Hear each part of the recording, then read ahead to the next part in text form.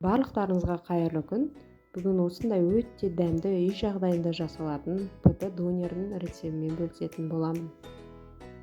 Бізге қажетті заттар: тауықтың төс еті, болгарский перец, помидор, қаймақ, пияз керек болады.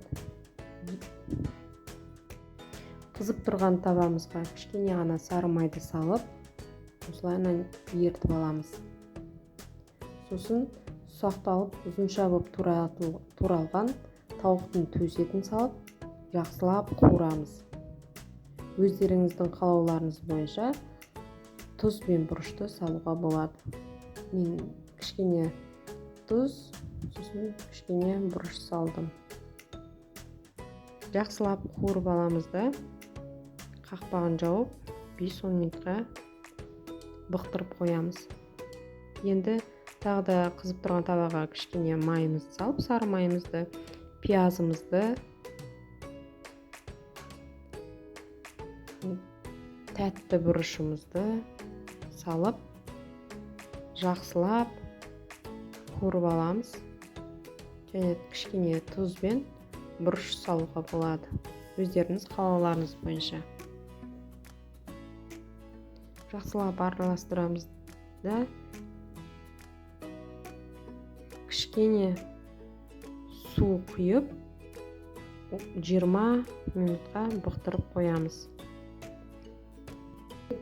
Кесеміздегі қаймаққа кішкене сарымсақты үккіштен өткізіп саламыз, бір данасын.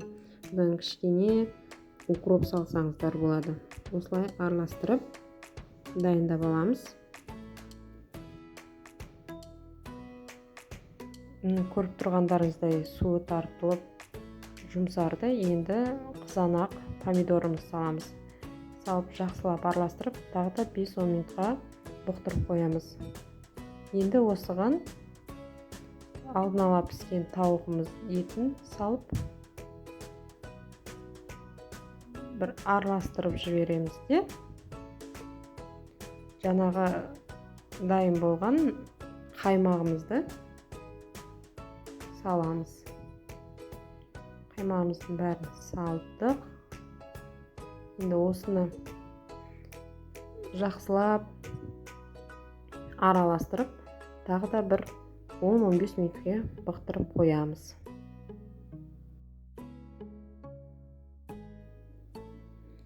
Осыны лавашымызға жаңағы салмамызды салып,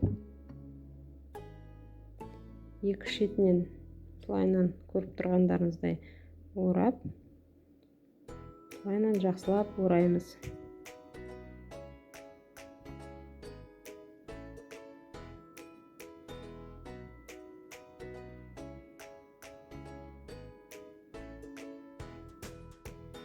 Осындай менен 2 дана шықты. Енді осыларды жақсылап жұмыртқаның сарысын жағып шығамыз. Барлық жеріне. Сол кезде духовкадан беті қызарып, қатырлақ донер болып шығады.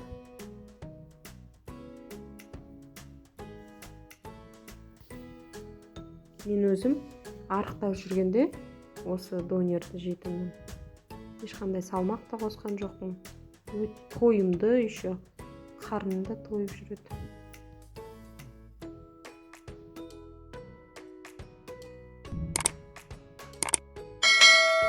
Еті қызарғанша духовкада бір 10-15 минуттай қойып қоямыз.